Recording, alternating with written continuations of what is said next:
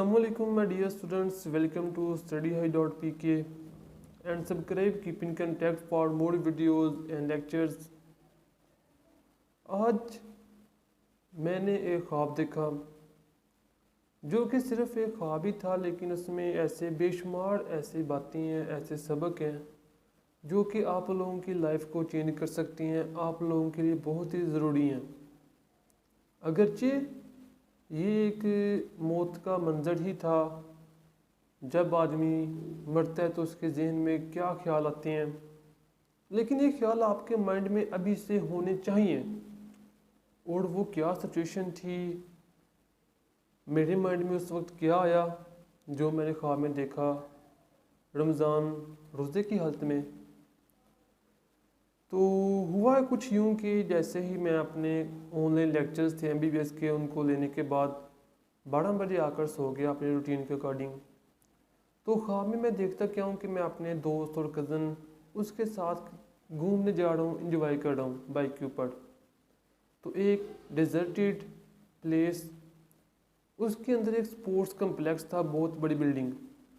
हम उसको देखने जाते हैं। वहाँ पर 2-3 स्टूडेंट जैसे फंसी होती हैं जिनको किसी मदद की ज़रूरत होती है ताकि वहाँ से वो निकल सकें।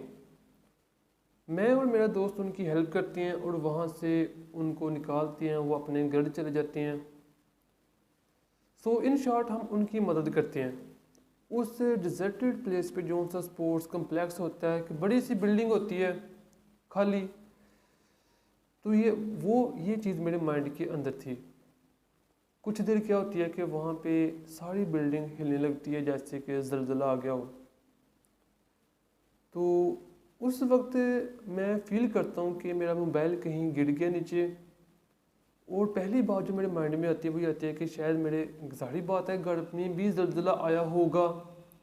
तो कॉल करके पता करता हूँ अब्बू अम्मी की क्या सिचुएशन है, लेकिन मोबाइल मेरे पास नहीं होता। तो उसके बाद वहाँ पे फिर मैं अकेला होता हूँ। कोई दोस्त साथ जो आया था वो मुझे ख्वाब के अंदर नज़र नहीं आता।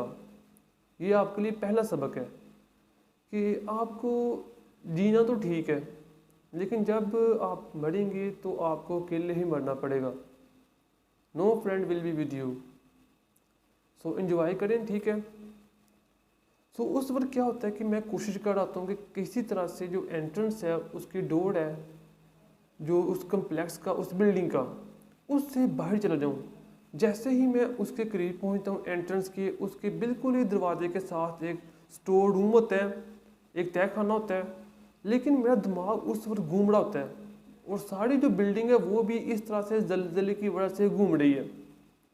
तो उस वक्त मेरा दिमाग ऐसे चकराता है कि बजाय इसके कि एंट्रेंस से बाहर चल जाऊँ, मैं उस तहखाना में गिर जाता हूँ।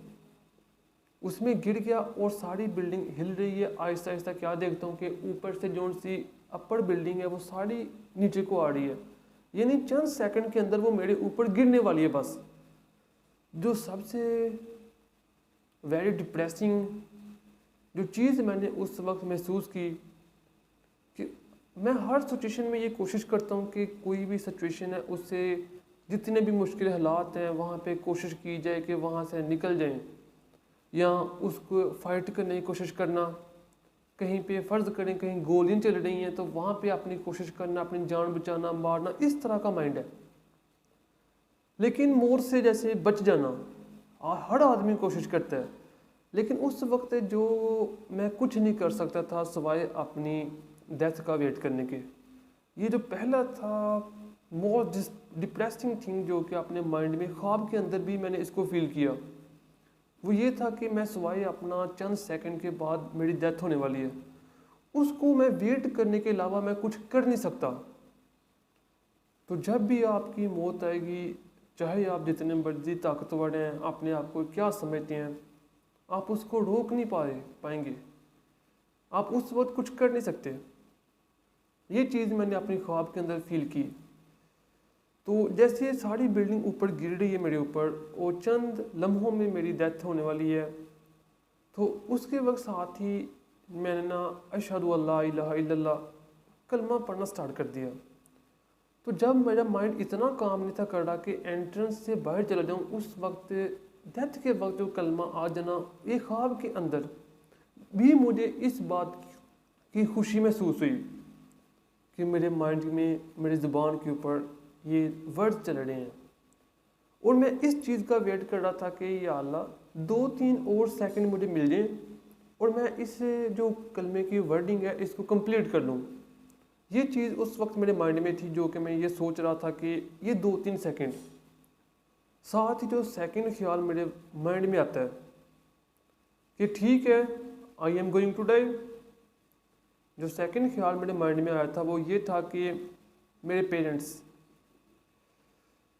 जिन्होंने एक अरसा दराज मेरी ज़िंदगी के ऊपर वक़्फ़ किया, उनकी दुआएं, उनकी सख्त मेहनत, हर चीज़, उनका ख्याल मेरे माइंड में आया। और किसी का ख्याल नहीं आया, ना किसी दोस्त का, ना उन लोगों का जिनको मैं चाहता हूँ, नहीं चाहता हूँ, दिल में है, नहीं है, किसी चीज़ का ख्याल नहीं आया, ना किसी भाई का, ना किसी दोस्त का, सिवाय पेरेंट्स का कि मेरे बाद उनकी क्या सिचुएशन होगी। अब मैं जा रहा हूँ तो उनकी सारी उम्मीदें मेरे ऊपर, सब कुछ, उनका क्या होगा, ये ख्याल मेरे माइंड में आया था। और बस ऊपर से बिल्डिंग आ रही है और साथ ही मेरी आँख खुल गई। तो इससे चंद सबक, जो कि अगरचे ये एक ख्वाब ही है, लेकिन अगर आप सोचेंगे कि अगर आज आपकी डेथ हो जाती है, जो कि एक न एक दिन यकीनी बात है, आपने इस दुनिया से रुखसत करना है, आपने जो उनसे रूह की अमानत है वो अपने अल्लाह को आपने वापस करनी ही करनी है। तो जो अगर आपकी खुदा न खास्ता डेथ हो जाती है, ना ही आपकी कोई जानू इससे इफ़ेक्ट होगी, ना ही उसकी लाइफ इससे डिस्टर्ब होगी। शायद आपके भाई बहन भी इतना डिप्रेस या फिर आपकी लाइफ से इतना इफ़ेक्ट ना हो। जो पर्सन आपकी लाइफ से इफ़ेक्ट होंगे वो यहाँ आपके पेरेंट्स होंगे और सिर्फ आपके पेरेंट्स ही होंगे। इसके अलावा जब मौत आएगी, यकीन करें आप कुछ नहीं कर पाएंगे। It does not matter how much you are strong, genius, clever, आप उसको रोक नहीं सकते। और एक और बहुत ही अहम चीज़ जो कि हमारे मुआशरे में बहुत ही आम है और होती भी है कि बेवफाई का रोना रोना, कि वो बेवफा, दोस्त बेवफा, ये बेवफा। तो मरते वक्त आपको इन चीज़ का किसी का ख्याल नहीं आएगा। सो इनको रहने दें, आपको अकेले ही चलना पड़ेगा, अकेले ही मरना पड़ेगा। So these are some important lesson for you. Take care of your parents. उनसे आप बेवफाई ना कीजिएगा, चाहे सारी दुनिया से आप बेवफाई कर दें। और अपने आप को इस कदर रखें कि अपने अमाल को, अपने ज़मीर को, जब आपकी डेथ हो तो आपको किसी चीज़ का गम ना हो। और अल्लाह से दुआ कीजिएगा कि मरते वक्त आपकी ज़ुबान पर कलमा शहादत हो। सो ये था ख्वाब जो कि रोज़े की हालत में मैंने देखा और सोचा क्यों ना इसको आप लोगों से शेयर किया जाए। It has a lot of lessons, तो it is just a dream.